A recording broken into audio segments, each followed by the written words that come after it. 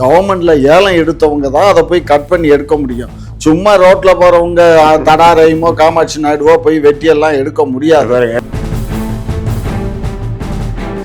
கொஞ்சம் தரையில இருந்து 1 கிலோமீட்டர் 2 கிலோமீட்டர் உயரத்துல அங்க வந்து என்னன்னா இப்ப மரங்கள் எல்லாம் இல்லாம புதுசா ஃபாரஸ்ட் டிபார்ட்மெண்ட்ல இருந்து ஜாதி தேக்கு இந்த மாதிரி பல மரங்கள் எல்லாம் வெட்டி எடுத்துட்டு போயிட்டானுங்க. ஆகையினால மரங்களை பாதுகாக்கணும், வனங்கள் அழியக்கூடாதுன்னா ஆடு மாடு வனத்துல மேயக்கூடாது. இதுதான் இல்ல. அப்ப நீங்க மரங்கள் வெட்டாம இருக்கணும். ஆடு மாடு மேய நாங்க வெட்டல. இங்கம்மா சட்டவிரோதம். தமிழக அரசு நீதிமன்றத்தினுடைய ஆணையை மீறி அப்படி நடந்துக்கிறது வந்து சட்டவிரோதம் தானே. ஏன் நீங்க கண்டெம்ட் ஆஃப் கோர்ட் போல? ஏன் கண்டெம்ட் ஆஃப் கோர்ட் போல? ஏன்னா என்ன பேசுறீங்க? ஏன் போலன்னா யாரு போனாலும் நீங்க என்ன சொல்றீங்க? ஒரே வார்த்தை அப்படி ஒண்ணு நடக்கவே இல்லை, புகார்தாரர் வந்து பொய்யான குற்றச்சாட்டு சொல்லியிருக்காருன்னு. சார், இப்போ பார்த்தீங்கன்னா அதிமுகவுடைய ஐடி விங் 2 பேரை வந்து கைது பண்ணியிருக்காங்க. ரீசன் என்னன்னு பார்த்தீங்கன்னா அவங்க கிட்ட கஞ்சா இருந்ததா சொல்லி கைது பண்ணியிருக்காங்க. கஞ்சா இருந்ததாக சொல்லி இல்ல, இருந்தது. அப்படி நெறியாளர் அப்படி கேட்காதீங்க. கஞ்சா இருந்தது, அதனால கைது செய்யப்பட்டாங்க. அப்படி பேசுங்க.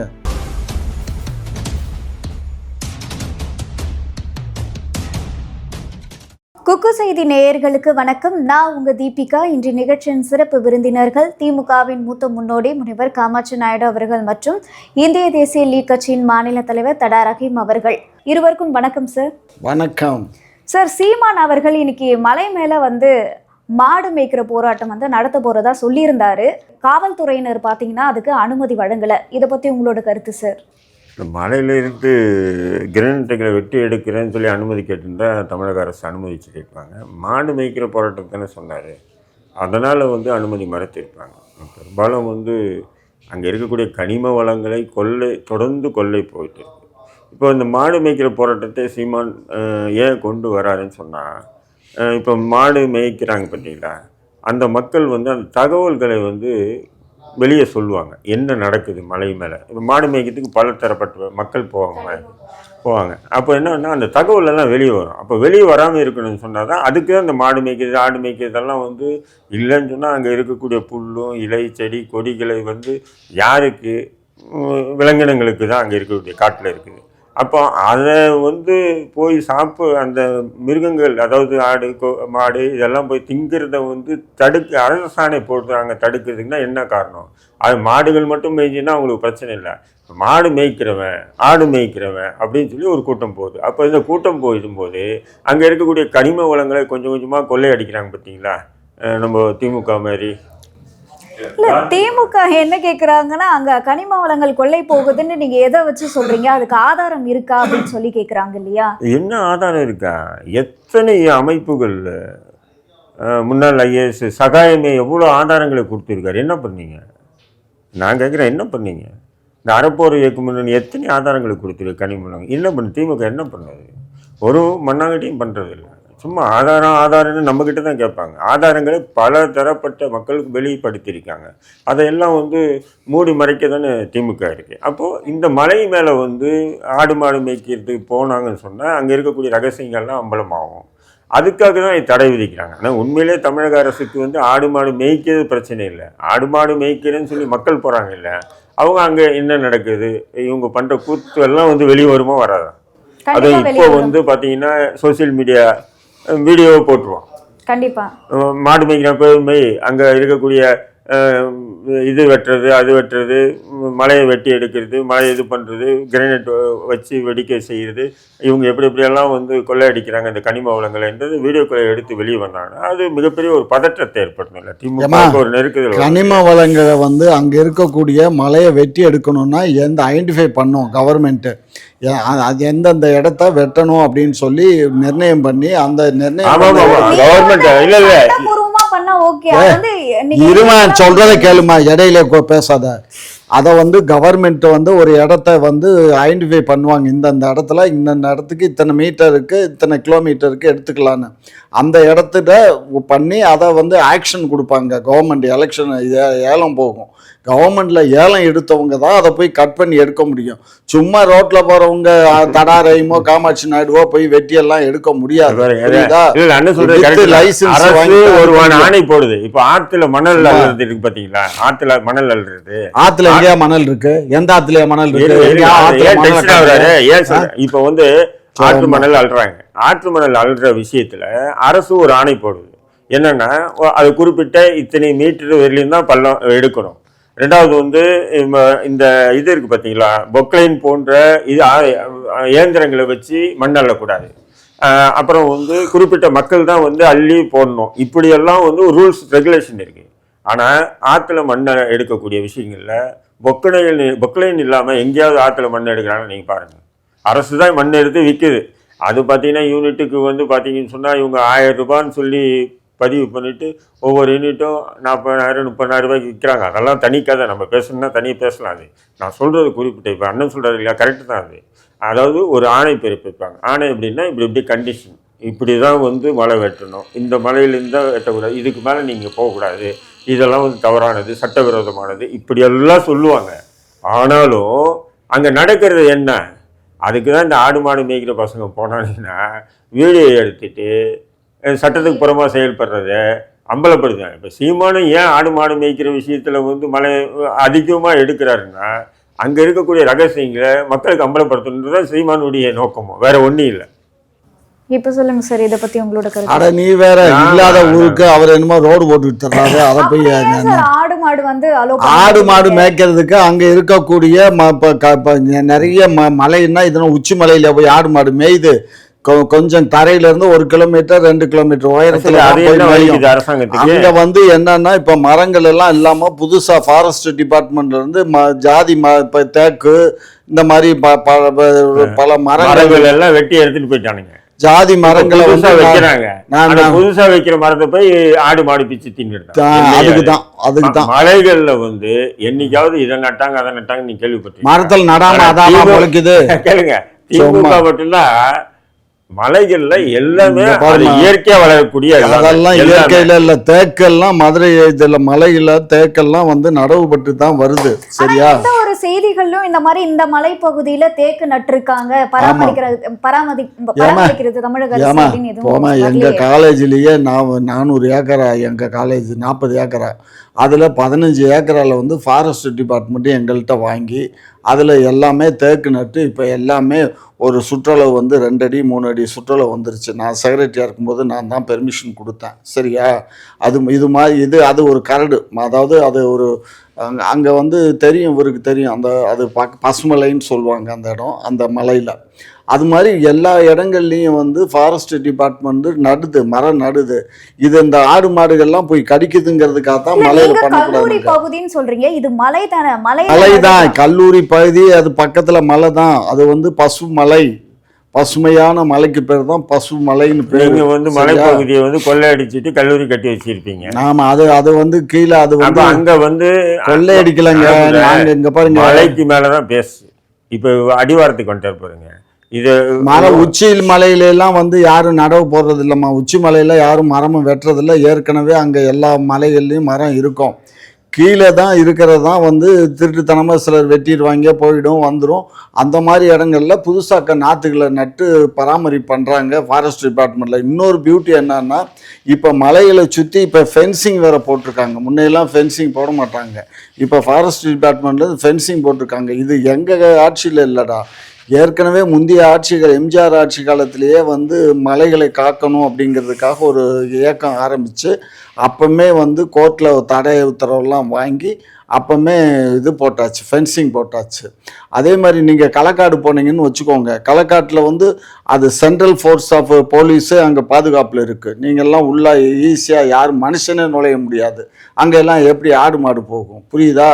அதுக்கு காரணம் என்னென்னா, அங்கே வந்து வைரங்கள் இருக்குது அப்படின்னு சொல்லிட்டு சென்ட்ரல் கவர்மெண்ட்டே ஃபோர்ஸை போட்டு பாதுகாப்பு பண்ணுது. அது மாதிரி நிறைய விஷயங்கள் இருக்கு.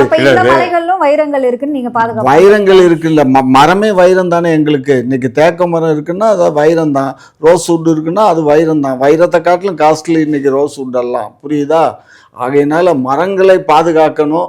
வனங்கள் அழியக்கூடாதுன்னா ஆடு மாடு வனத்துல மேயக்கூடாது. இதுதான் இல்ல எங்களுடைய- அப்ப நீங்க மரங்கள் வெட்டாம இருக்கணும். ஆடு மாடு மேய் நாங்க வெட்டல.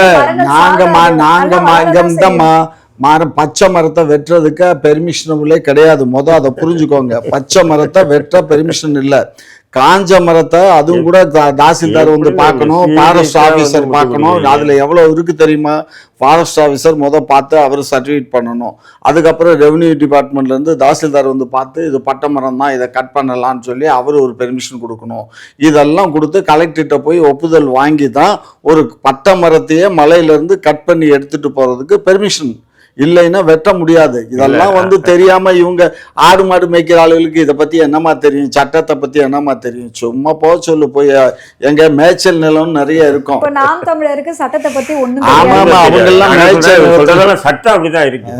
ஆனா இவங்க அப்படி நடைமுறையில இருக்காங்களான்றது தான் கேள்வி. நான் அதுக்கு தான் உதாரணம் சொல்லிட்டேன். மணல் அள்ளுறதுக்கு சட்ட விதிமுறைகளை வகுக்கிறாங்க நீதிமன்றமே.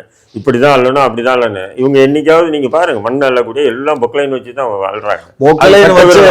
சட்ட விரோதம், சட்ட விரோதம். தமிழக அரசு நீதிமன்றத்தினுடைய ஆணையை மீறி அப்படி நடந்துக்கிறது வந்து சட்டவிரோதம் தானே. ஏன் நீங்க கண்டெம்ட் ஆஃப் கோர்ட் போல? ஏன் கண்டெம்ட் ஆஃப் கோர்ட் போல? ஏன்னா என்ன பேசுறீங்க? ஏன் போலன்னா யாரு போனாலும் நீங்க என்ன சொல்லுவீங்க? ஒரே வார்த்தை, அப்படி ஒண்ணு நடக்கவே இல்லை, புகார்தாரர் வந்து பொய்யான குற்றச்சாட்டு சொல்லியிருக்காருன்னு நீங்க வந்து நீங்க காவல்துறை மண்ணை அள்ளும் போது ஒரு வீடியோ எடுத்துக்கொண்டு போய் இல்ல என்னதான் இருந்தாலும் காவல்துறை அரசினுடைய ஒத்துழைப்பு இல்லாம ஒரு குற்றவாளியை தண்டிக்க முடியாது.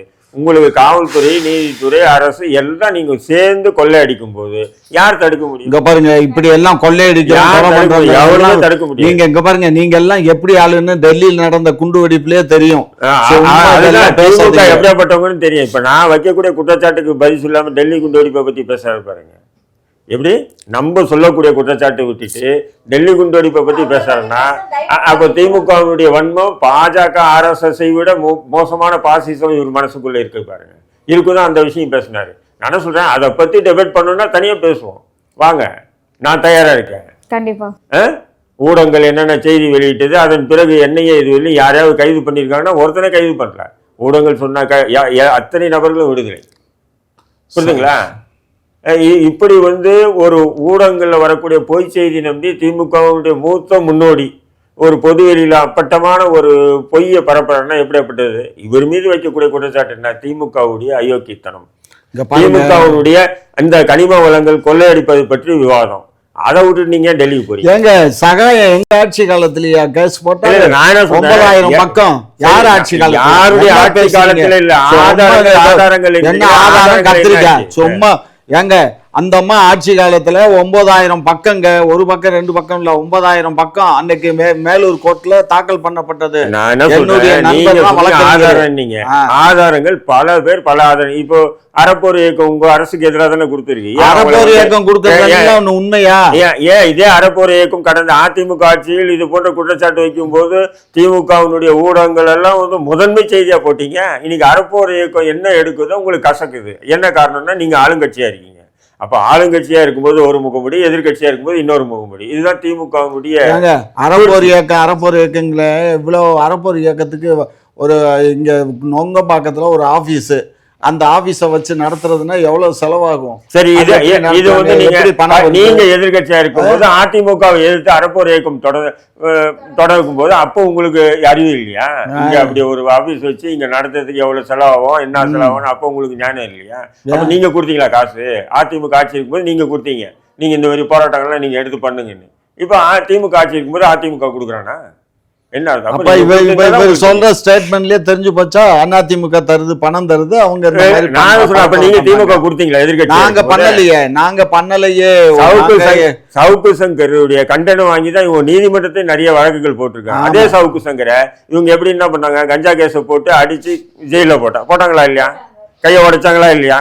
7 லட்சம் ரூபாய் வாங்கிக்கிட்டு வேலை பார்க்க ஒரு குண்டாசை போட்டு அந்த குண்டாசை உடஞ்ச உடனே இன்னொரு குண்டாசை போட்டாங்களா இல்லையா? போட்டாங்க. அப்போ இதுதான் அரசு பயங்கரவாதம். நீங்க இவ்வளவு பேசுறீங்க. 7 லட்சம் ரூபாய் மாசம் யாருக்கு போகுது? 7 லட்சம் ரூபாய் அதிமுகல இருந்து 7 லட்சம் மாசம் யாருக்கு போகுது? யாருக்கு போகுதுன்னு உங்க நண்பருக்கு தான் போகுது.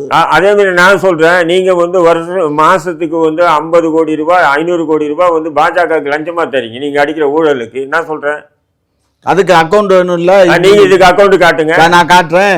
மாசம் மாசம் 7 போதும் கணக்கு. நானும் சொல்றேன், மாசம் 500 கோடி ரூபாய் திமுக வந்து கப்பம் கட்டுது மத்திய அரசுக்கு. இவங்க பண்ணக்கூடிய ஊழல்ல கண்டுக்காம இருக்கணும்ன்றதுக்காக. வாங்க பாப்போம் வாங்க சார். இப்போ பார்த்தீங்கன்னா அதிமுகவுடைய ஐடி விங் 2 பேரை வந்து கைது பண்ணியிருக்காங்க. ரீசன் என்னன்னு பார்த்தீங்கன்னா அவங்க கிட்ட கஞ்சா இருந்ததா சொல்லி கைது பண்ணியிருக்காங்க. கஞ்சா இருந்ததாக சொல்லி இல்ல, இருந்தது.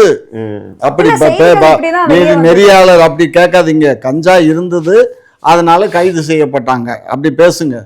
உண்மை அதுதான் இல்லையா? திமுக அதிகாரம் வரும்போது ஒரு பேச்சும், அதிகாரம் இல்லாம எதிர்கட்சியா இருக்கும்போது இன்னொரு பேச்சும். ஆமா, நாங்க அதான் ஹைகோர்ட் ஜட்ஜோட ஏன் துடிக்கிறாங்க? ஹைகோர்ட் ஜட்ஜோட மருமகன் பேர்ல கஞ்சா கேஸ் போட்டது யாருங்க? நான் என்ன சொல்றேன், யாரு ஆட்சியில போட்டாங்க? நான் என்ன சொல்றேன், நான் பேச விடுங்க, அதுக்கப்புறம் நீங்க பேசுங்க. ஹைகோர்ட் ஜட்ஜி மேல போட்டாங்க, அல்லது என்ன நடராஜனுடைய காதலி மீது போட்டாங்க, அதெல்லாம் அப்புறம் பேசலாம். இப்ப நம்ம இல்லைன்னு சொல்லல. நம்ம அதை அதிமுக வந்து நியாயமான கட்சின்னு சொல்லி வாதம் பண்ணல. திமுகவுடைய அயோக்கியத்தனத்தை அம்பலப்படுத்துகிறோம். அதிமுக பண்ணியிருக்கலாம், அதை பற்றி நம்ம பேசலை.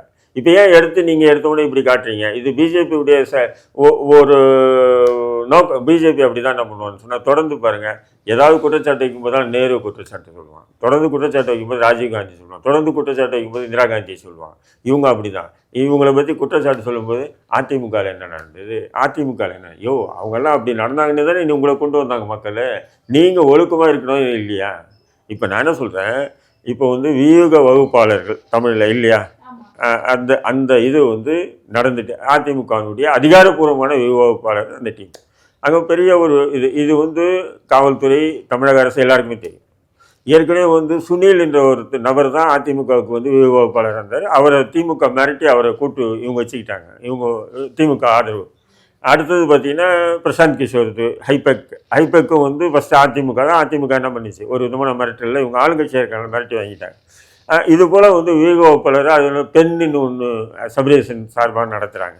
அது இல்லாமல் இன்னும் 2, 3 இருக்குது. இப்போ ஏதோ 4-5 வச்சுருக்காங்க. யார் இவங்க வியூக வகுப்பாளர், திமுக ஆளுங்கட்சி. அதிமுகவுடைய வியூக வகுப்பாளர் இதுன்னா அது மட்டும்தான். அதை வந்து கார்ன் அவுட் பண்ணணும். என்ன சொன்னீங்கன்னா, யார் அந்த சார், இதெல்லாம் வந்து ட்ரெண்டை உருவாக்குறது அந்த இப்போ இந்த அதிமுகவுடைய ஐடி விங்கு வியூக வகுப்பாளர் தானே. அப்போ இதை வந்து கார்ன் அவுட் பண்ணணும். இதுதான் திமுகவுடைய சூழ்ச்சி. புரிதுங்களா? வேற ஒன்றும் இல்லை. அப்போ இதுக்கு என்ன பண்ணுறது? யாருன்னா ஒரு 2 பேரை பிடி, ரோட்டில் போகிறணும் பிடி. அதில் வந்து ரஹீம் கூட, இப்போ உதாரணத்தை யாரா பிடிக்கிறான், ரஹீம் கூட ஃபோனில் பேசின தொடர்பு இருந்தது. ஆனால் நாங்கள் ரஹீம் விசாரணை எடுக்கிறோம். நான் என்ன சொல்கிறேன், விசாரிங்க. நீங்கள் வந்து காவல்துறையை பொறுத்தவரையிலும் எனக்கு தெரியும், யாரை வேணாலும் விசாரணை பண்ணலாம், அது தப்பு இல்லை. ஆனால் அதுக்கு ஒரு வழிமுறை இருக்குது. சட்டத்துக்கு உட்பட்டு தான் செயல்படணும், சட்டத்தை மீறி செயல்படக்கூடாது. புரியுதுங்களா இல்லையா? அப்போது வீட்டிலே இருக்காருன்னு சொன்னால் வந்து இதேமாரி சம்மன் கொடுத்துட்டு போய், அப்போ சம்மனுக்கு வரல, திருட்டு பையன், தொடர் குற்றவாளி, ஒரு தடவை நம்ம காவல்துறை போயிட்டு வந்தால் ஓடிடுவான் அப்படின்னு சொன்னால் தான் திடீர்னு அட்டாக் பண்ணுவாங்க காவல்துறை. அப்படி இருக்கும்போது இப்போ இவங்க பண்ண ஹரி, அப்புறம் இன்னொரு பையன், 2 பேரையும் வந்து உள்ளே தேட போயிருக்காங்க. எப்படின்னு சொன்னீங்கன்னா, அந்த கதவு வந்து எப்படின்னா ஃபேஸ் முகத்தை காட்டினா தான் கதவு திறக்குமா.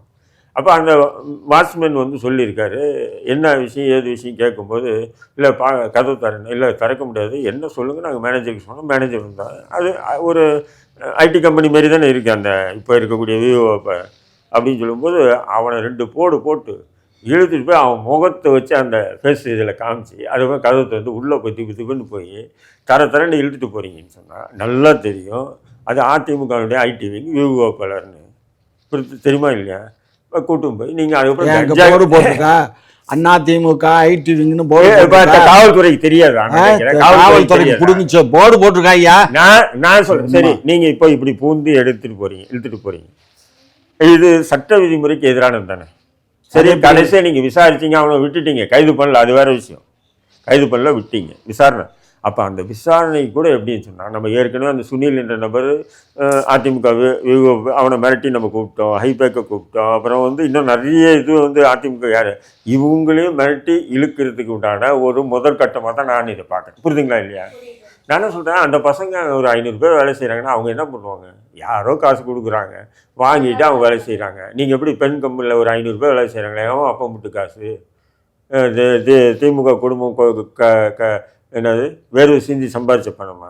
மக்களுடைய ஊழல் காசு கோடிக்கணக்கில் அள்ளி விடுகிறாங்க. போன வாட்டி கூட வந்து பிரசாந்த் கிஷோருக்கு 500 கோடி ரூபா கொடுத்தாங்க. யாரும் அப்போ மட்டும் காசு ஓடிச்சு சம்பாதிச்ச காசா? உதயநிதி ஒழிச்சு சம்பாதிச்சார், இல்லை ஸ்டாலின் ஒழிச்சு சம்பாதிச்சார், இல்லை அதுக்கு முன்னாடி இந்த கலைஞர் ஒழிச்சு சம்பாதிச்சார் எழுதி? புரியுதுங்களா? 500 கோடிமா நினச்சி பார்க்க முடியுமா போன வாட்டி கொடுத்து? அப்படி இருக்கும்போது இந்த அத்துமீறல்கள் ஏன் இவங்க நடந்துக்கிறாங்க? நான் என்ன சொல்கிறேன், சம்மன் அனுப்புங்க, வரட்டும், ஆஜராகட்டும். புரியுதுங்களா? அப்போது அவங்ககிட்ட வந்து 2-3 விலை வந்த காரை பறிவிக்கிறாங்க. அப்புறம் வந்து அவங்ககிட்ட ஒரு 25-30 லட்ச ரூபாய் இருந்தது தான். அது வந்து அதிமுகனுடைய அது கொடுக்கறதுக்காக வைக்கப்பட்ட காசு, இப்படி அப்படின்னு சொல்லி கதையாக வருது இல்லையா மீடியாவில். நான் எல்லாமே சரி தான், கண்டிப்பாக கேஷ் 30 லட்ச ரூபா நீங்கள் 50,000க்கு மேலே கேஷ் வச்சுக்கூடாது.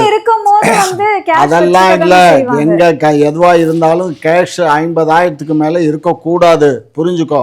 வங்கியிலே 50,000க்கு மேல நீ கட்டினா கூட கேள்வி பதில் வந்துடும். சரியா? சரி, நான் இத்தனை லட்சம் ரொக்கம் எப்படி பொறுமையா இருங்க. இதே மாதிரி சோதனையை கலைஞர் டிவியில பண்ண முடியுமா? ஒரு 500 பேர் வேலை செய்யலாம், பண்ணுவீங்களா நீங்க? நிறைய பேர் கஞ்சா பயன்படுத்துறேன் நான் சொல்றேன், குற்றச்சாட்டு வைக்கிறேன், பண்ணுவீங்களா? எது என்ன பேசுறீங்க? இல்ல சன் டிவியில வந்து பண்ணுவாங்களா? இல்லை இப்போ இந்த பிக் பாஸ் நடத்துகிறாங்களே, முழுக்க முழுக்க அங்கே கஞ்சா போதைப் பொருள் எல்லாமே விநியோகமாகுது. பண்ணுங்க, நான் சொல்கிறேன். இல்லை திமுகவுடைய ஹைபேக் பண்ணுங்க, இல்லை அது பெண்ணு பண்ணுங்க, நான் சொல்கிறேன், குற்றச்சாட்டு வைக்கிறேன். இங்கே அங்கே வந்து போதைப் பொருட்கள் சர்வசாதாரணமாக இருக்கு, பண்ண முடியுமா நீங்க? அப்போ இங்கே ஆல்ரெடி வந்து என்ன பண்ணீங்க, ஆல்ரெடி நீங்கள் என்ன பண்ணீங்க, எஸ்ஆர்எம் பல்கலைக்கழகத்துடைய விடுதியில சோதனை போட்டீங்க. ஒரு 30-20 பேர்கிட்ட வந்து பவுடரு போதைப் பொருள் எல்லாம் கிடைச்சதா இல்லையா? அப்போ நீங்கள் வந்து எஸ்ஆர்எம் பல்கலைக்கழகவுடைய ஹாஸ்டலில் பண்ணீங்க. அதேமாரி வந்து தமிழ்நாடு முழுக்க இருக்கக்கூடிய நம்ம வேலுவுடைய கல்லூரியை சோதனை போட்டிங்களா? நீங்கள் ஜெகதீசன் எத்தனை கல்லூரி வச்சு சோதனை போடுவீங்களா? திமுகவுடைய அமைச்சர்கள், எம்எல்ஏக்கள், எம்பிக்கள் எல்லாருடைய கல்லூரி ஹாஸ்டல்லையும் சோதனை போட்டிருக்கணுமா இல்லையா? போட முடியும். நான் சொல்றேன் தகவல் இப்ப சொல்றேன், கொடுங்க, அதிகாரப்பூர்வமா லெட்டர் கொடுங்க. நான் சொல்றேன் அதிகாரப்பூர்வமா லெட்டர் கொடுங்க, அதிகாரப்பூர்வமா லெட்டர் கொடுங்க. நிறைய ஊசி போன கஞ்சி இது. 10 கிராம் கஞ்சி வச்சு பிடிக்கிறதெல்லாம் வந்து எப்படின்னா செட்டிங் வழக்கு, செட்டிங். நான் என்ன சொல்றேன், தரமற்ற அரசியல் ஏன் பண்றீங்க? அவங்க ஒரு வியூகப்பாளர், அது வியூகப்பாளர் யாருமே வைக்கலாம் பரவாயில்ல. இன்னைக்கு எல்லா கட்சியும் வச்சிருக்காங்க, நாம் தமிழர் தவிர. நாம் தமிழர் மட்டும்தான் அவங்க கட்சிக்காரங்களே வேலை செய்யறாங்க தவிர பெரும்பாலான எல்லா அரசியல் கட்சிகளும் இன்னைக்கு வந்து வியூகப்பாளராக இருக்காங்க. ஏன் அண்ணாமலையே அவன் வந்து என்ன பண்ணான், அவனுக்குன்னு தனியாக ஒரு 500 பேரை வச்சுக்கிட்டு பெங்களூரில் வச்சுட்டு நடத்திட்டு பண்ணியிருந்தாங்க. இப்போ அதுமாரி அன்புமணி நடத்துகிறாப்புல எல்லாமே அப்படி வந்து இன்றைக்கி வந்து சோசியல் மீடியாவில் வந்து ஒரு ட்ரெண்ட் உருவாக்கினா தான் மக்கள் நம்மளை வந்து ஒரு பாப்புலாரிட்டி ஆகும்னு சொல்லிட்டு இப்போ விஜய் உட்பட நிறைய பேர் வச்சுருக்காங்கன்னு வைங்க, யாருமே வைக்கலன்னு சொல்ல. அது யாரும் வைக்காமல் அதிமுக வச்சுருந்தா நீங்கள் இப்படி ஒரு அட்ராசிட்டி அராஜகம் பண்ணிங்கன்னா நியாயம். நான் சொல்கிறேன், நீங்கள் உண்மையிலே விசாரணைக்கு தவறு இல்லை, விசாரிப்பது தவறு இல்லை, யாரும் வேணாலும் விசாரிக்கலாம் காவல்துறை. அதுக்கு உண்டான முறை இருக்கா இல்லையா? ஒரு சாதாரணமான தேர்ட் பர்சன் கிட்ட போய் நடந்துக்கிற மாதிரி நடந்து இப்போ நாளைக்கு அதிமுக ஆட்சியில் இதேமாரி நடந்துன்னு நீங்கள் இன்னும் பேச்சு வராங்க. அநியாயம், அக்கிரமம், அரச பயங்கரவாதம், காவல்துறை ஏவல் துறையாக மாறிச்சு, ஆச்சா மூச்சா வாழ்ந்துக்கு பூமிக்கு குறிப்பீங்க இல்லையா? இப்போ மட்டும் ஏன் சைலண்ட் மோடில் இருக்கீங்க? குக்கு செய்தி நேயர்களுக்கு மிக்க நன்றி. கிட்டத்தட்ட 60,000 சப்ஸ்கிரைபர் தாண்டி போயிட்டுருக்கும். இதே போல் தொடர்ந்து உங்களுடைய ஆதரவை அளிக்கவும்.